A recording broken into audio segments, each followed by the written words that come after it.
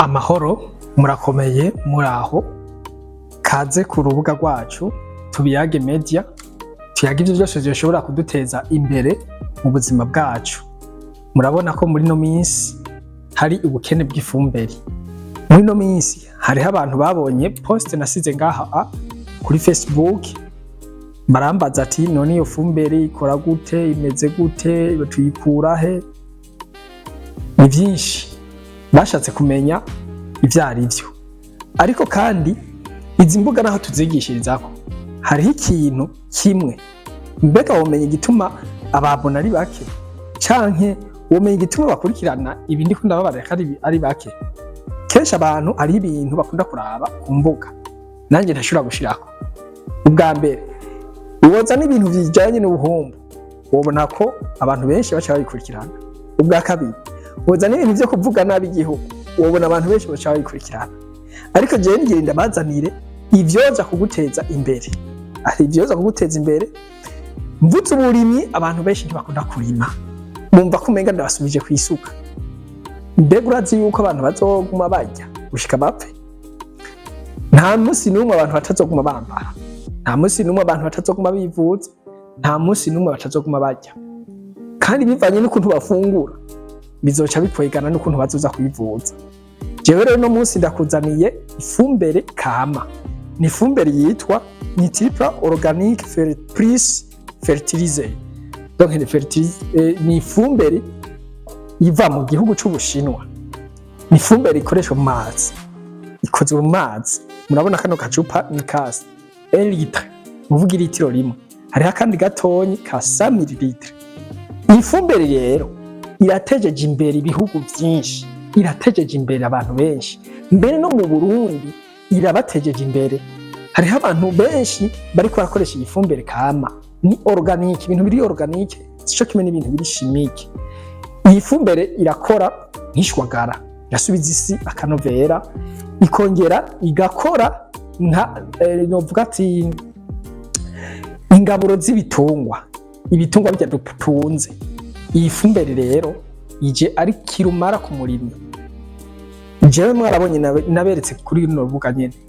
Naberetse ahantu natoye duharage twabuze ifumbere ya fomi niyo twakoresha.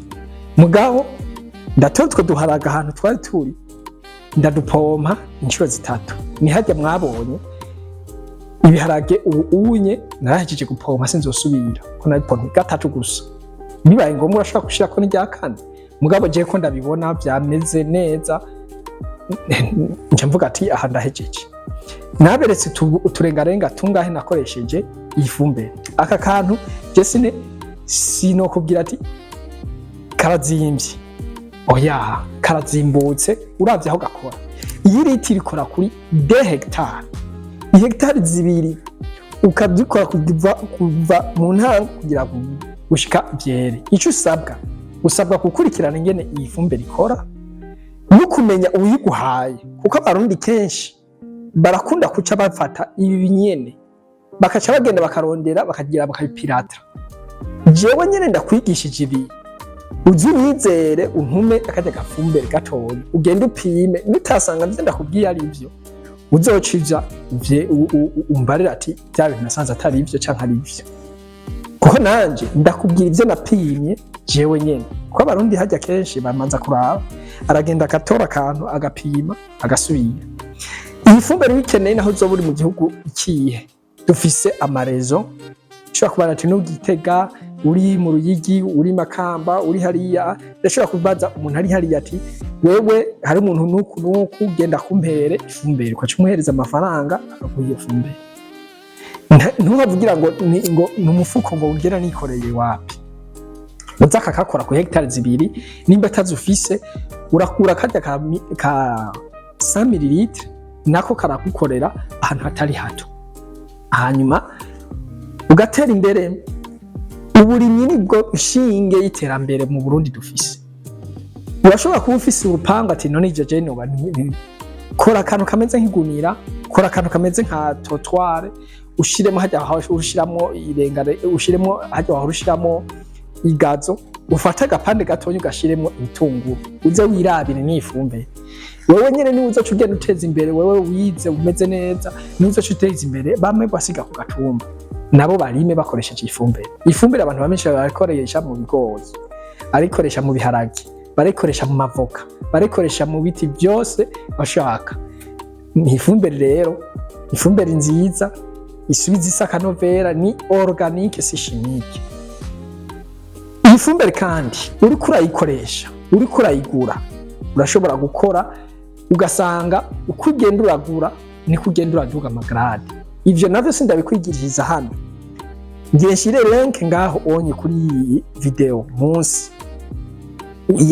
Iyo link nzoba ndabahaye harimo ya YouTube, harimo kandi n'iyindi ya WhatsApp.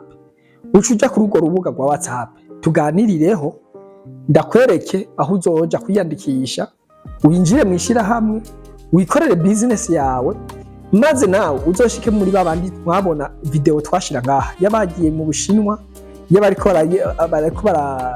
barakora bakunguka, nawe wicaye ugasanga uriko urahomba. Bari abandi bariko baragerageza kuntuzenye ku itomati, nawe afise umwimbo mwiza.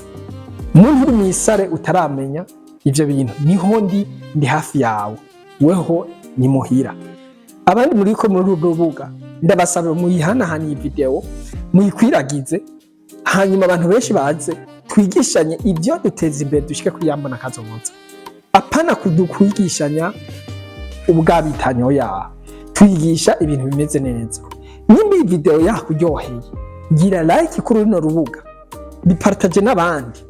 Kumbura urashobora kuza uwa mbere ukayigura, ukabona bikugiriye akamaro, ukashobora nawe kuyihereza abandi bakayigura. Uko bagushorera niko nawe uduga amagrade. Uko baza mwishira hamwe nabo bakishorera, bakatanga abone bakishorera, niko nabo baguduga amagrade. Si ico cyonyine gusa kiri très important, urashobora kutanaza no muri iryo shira hamwe mugukakoresha iyi fumberi yawe, uteze imbere abandi nawe wongere witeze imbere, nta kibazo. Byose biva mu maboko yacu. Mu mavideo azokurikira nzomanza ndabe amakomantere n'ibibazo mwambajije, kundwiza nzoca ndabazanira iyindi video nishuri ibibazo, ariko n'abakeneye inyigisho nabo nyene zihagije, kuko numva hakurubuga ni kurubuga. Abakeneye inyigisho zihagije kuri iyi fumberi imaze kwemerwa mu bihugu nka Kenya hoho baramaze kuja mu rundi rwego, kuko Kenya bakoresha kenshi iyi fumberi. Ubuze fomi urashobora gukoresha iyi, udashaka kugura fomi urashobora gukoresha iyi. Fomi nayo nyene ni fumberi chimique, mubandanye muyikoresha. Sindiko ndakubarira ati koresha iyi canke iriya, wowe uzobona umurimyi wenyene ubwiwe azobona ikiduritse ikindi canke kimworohera kurusha ikindi nisha azokoresha. Aha rero nta competition irimo, competition iberahe ku rubuga urakoresha, ku rubuga para ku rubuga tubiyage media, kuri tere ku murima wawe urakoresha iyi, kongera ugakoresha na fomi, kongera ugakoresha n'izindi, hanyuma ukabona ikibereye. Nimba rero byakuryoheye urayisangiza n'abandi, uheze uyinjire, ugire like, ugire partage, suivre ku rubuga rwacu. Tubazanira ibintu byinshi, byaba iby'uburimyi, byaba iby'ubworozi, yaba ibijyanye n'ibintu zenye byo kwiteza imbere mu magara y'abantu, byaba ibijyanye no kwiteza imbere muri tourisme, ibihayanishwa mu gihugu, byose biri kuri urubuga ni Tubiyage Media. Murakoze, Imana ibahezagire. Mwari kumwe na mwene so Alexis nimubona, mwaba mukurikirana kuri urubuga, Imana ibahe umugisha. Tubiyage Media, ruremesha miryango, komera ramba tsimbatara, amahoro kuri twese, muteramishi wacu, Tubiyage Media. Chanel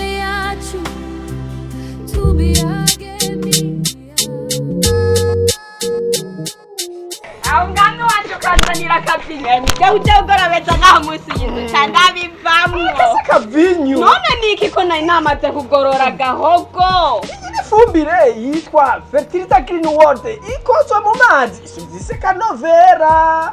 Icyo ndagukundira unzanira bishasha ariko mbwira akabirya kayo. Akabirya kayo warasizwe ahubwo iyi ikoresheje wimbura inshuro zitatu z'ivyo wahora wimbura kandi igakora ku biterwa byose. Rero abantu kukigenda ntavyo kwikorera ngo ni imifuko ugenda witwariye akagusa. Urakoze cyane ariko mbwira aho wayikuye mbwire yuditanyara gase kuyigura yimirije gutera. Ico si kibazo. Viabikorera utwano tubiagemenya urateramisha n'ukuri ushikiriza ukuri habu icyubahiro